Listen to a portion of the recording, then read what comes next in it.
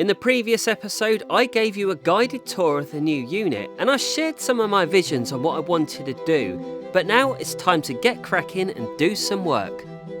Good morning, it's February the 2nd. I've got a horrible flu. I feel like utter death. I don't know how much I'm going to get done today. I'm going to give the sanding a go at least and see how far I can get with filling in those holes. And then I've got a lot of cleaning to do, a lot of dusting because there's just dust everywhere. Busy day, but oh god, I think I'm going to be in bed for most of the day. I feel that bad. But anyway, let's see what happens when the sun comes up. Before I got started, I had to do a bit of cleaning because there was lots of dust everywhere. But thankfully my wife Holly was here to help, and my first priority was sorting out all those holes in the main wall. So we got cracking with the sandpaper. And then I had to use something that I never heard of before.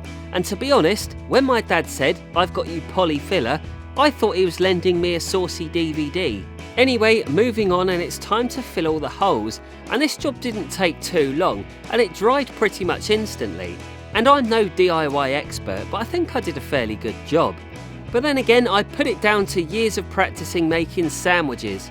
After filling more holes in Russell Brand, I could then get on to the next task of pulling out all the staples in the walls and doors. And believe me when I say this, there was hundreds, maybe thousands of them. He's definitely a staple enthusiast. I've never seen so many staples. Once pulled out, I had to sand everything down again just to get it all flat, and I'll be painting the front door later in the series. The afternoon consisted of basically pulling out staples, nails and pins out of the walls and doors, and it didn't seem to ever end. And sadly, I just wasn't feeling up to it. So I decided to go home and go to bed, as hopefully the next day I'll be feeling a little bit better. Morning, Saturday the 4th of Feb. Day 6, man flu. I don't know if we're allowed to say that anymore. I feel a lot worse than I have done for the previous 5 days. There's just so much stuff going on. Oh my god, look at the state of me. Sorry, there's snot there on my dressing gown. I hope it's snot. It's not Hugh Hefner's dressing gown. I am genuinely ill. Anyway, I had a job to do, and it was time to break out the black paint. And I was on the fence about buying this one because I know it's a big trend, but I'm just not sure if black is too depressing for a studio. I don't know what I'm doing here for this.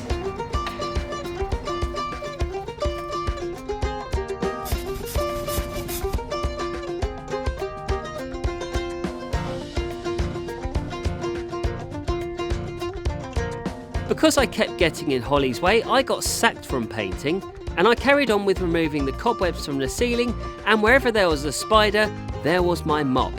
I carried on dusting and moving all the stuff, and I got removing some of the old flaky paint too. So once that was sorted, Holly could carry on, and then my Labrador could get back to sitting in the paint again.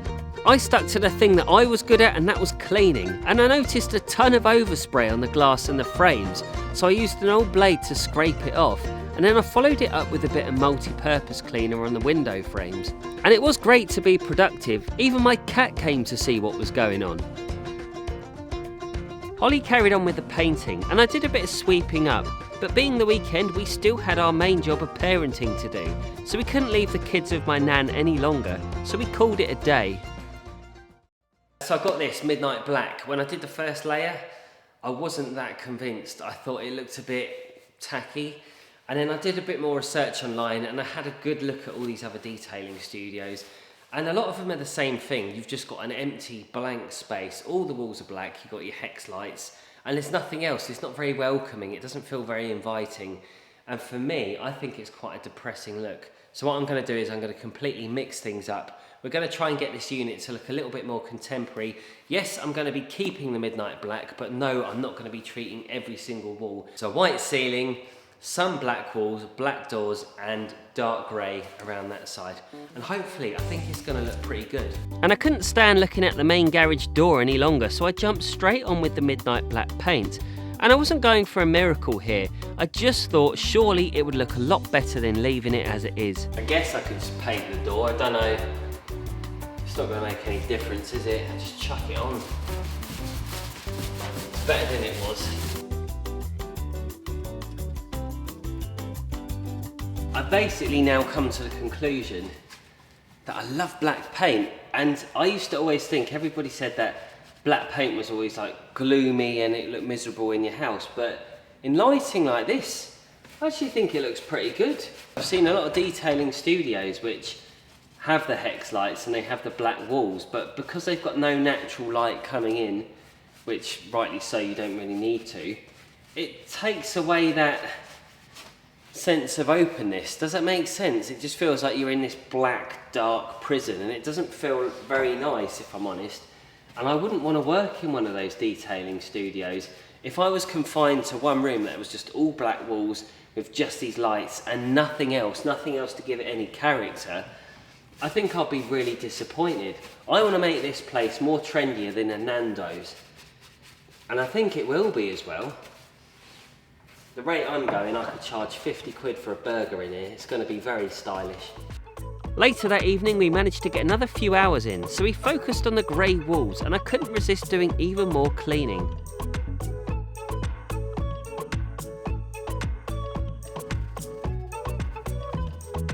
One thing I would say is, as soon as you start with black paint, honestly, you can't stop. If you get a little bit of black paint on one piece of wood, all of a sudden, you have to finish the rest off.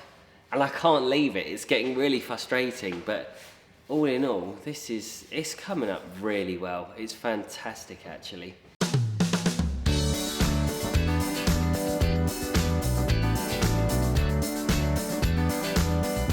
So my idea is simple. We're going to have a little bar here on wheels.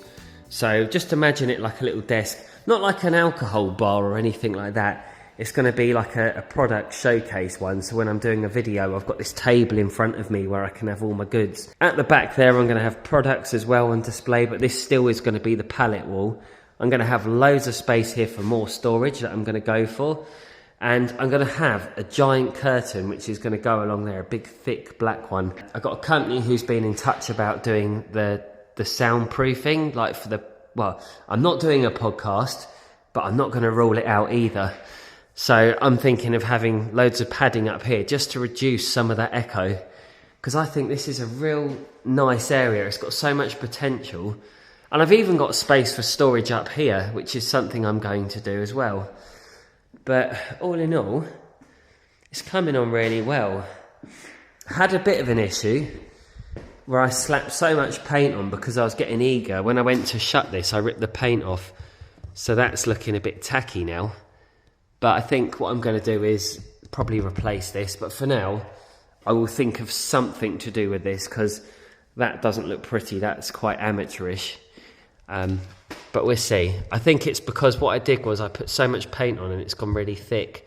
It's warped, absorbed it. You know, like when you get wet wood, it swells up. So I should have let it dry properly and done one thin layer at a time.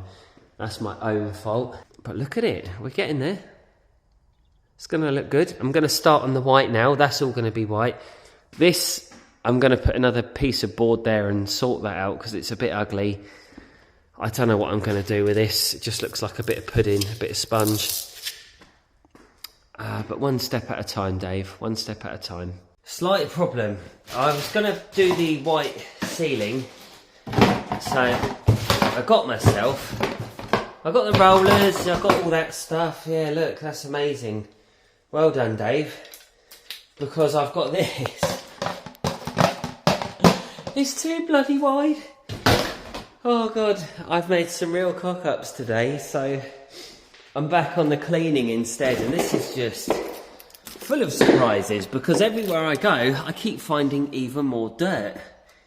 It's just never ending. But I'm going to soldier on. I don't want to sound like I'm always moaning. I'm genuinely putting it down to my flu. But I'll get there in the end. I just think I need to get my bum in gear and just get cracking on this because it's just taking forever. And it's almost like I can't see the end in sight. I mean, it's looking quite good. It will look better once it's fully dried. So we're going to do all the walls again for their second coat for the grey walls. But for this black, it's taking like 3 or 4 layers just to get it to look like half decent. So I don't think I'm going to be doing any more black, but we're going to be doing the bog, I think, tomorrow as well. But I can't spend too long because it's my 8-year anniversary of my wife today, so the last thing she wants me doing is just peeing about in here. So I'm going to clean this and I'm probably going to wrap it up.